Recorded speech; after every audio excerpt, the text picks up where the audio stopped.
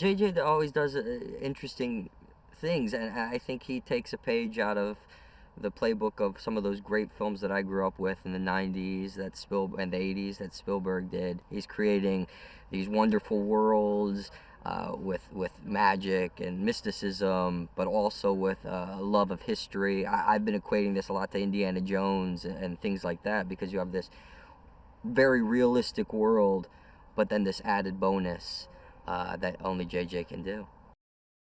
Tibbet's a bit of a hard ass, smart ass, loud mouth. He's a New York guy who thinks he can win the war on his own, but he hasn't really seen any action. So when he gets dropped into D-Day, he's confronted with a lot of obstacles that he has to learn to overcome.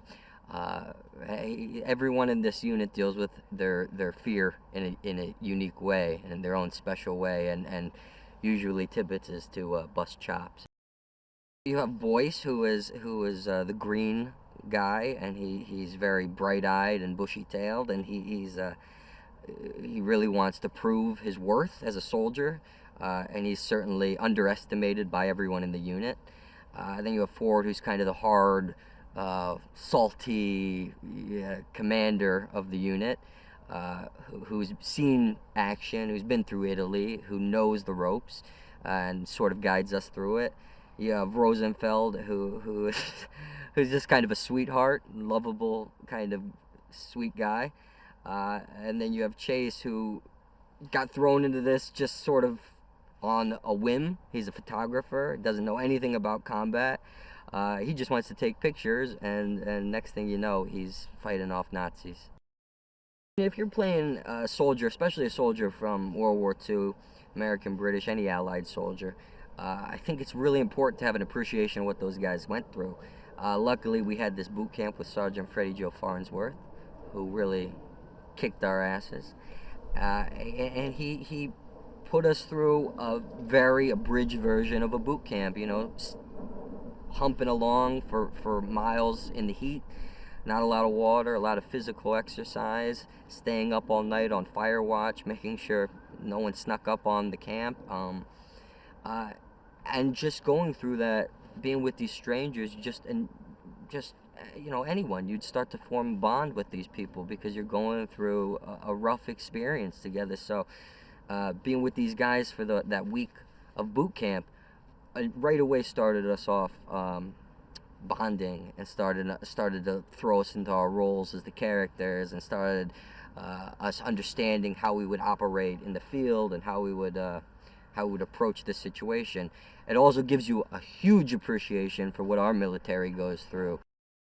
The action stuff is always exciting. Today we're shooting a thing in the town where Nazis come in and we're shooting them up and they're shooting at us, and it's always fun to be a part of those action sequences. It pushes you as an actor because it's really physical, but it's also really exciting to watch on screen. So when you're doing it and blasts are going off and buildings are falling apart and people are getting shot, it's that it's going to be an exciting moment. The audience is going to really have a fun time with that. The boot camp really prepared us for that jump scene, and again, they had this amazing fuselage built to scale of the real plane that these guys were jumping out of. It's close quarters. It's very difficult to shoot in. It was hot, and it was tough. And thank God we went through the boot camp, because it made it so none of us were being actors who were complaining about it. We all just grit our teeth and got through it. Mark Smith, our writer on this, I think he found a good balance of that. I think he found a lot of humanity in the characters and in the storytelling, and he worked it out in a way that you hopefully you understand these guys, and you have a care for them, but you also understand what they're going through and why they have to do the things they do. He has a good eye for balancing drama and action. First of all, Julius has a great passion for film. He has a deep appreciation for the genres that influence this film. Films of the 80s and 90s, films of people like James Cameron and Ridley Scott and Spielberg, which I think this film takes a lot of influence from. He knows that stuff like the back of his hand. and he really has an eye for it. So someone telling that kind of unique story, which isn't told a lot nowadays, I think Julius is the guy to do it. He has such a love for it.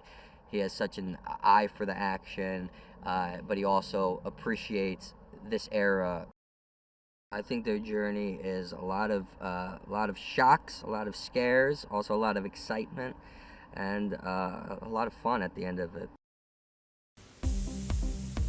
Did you know the shark in Jaws doesn't appear in the film until an hour and 21 minutes into the film?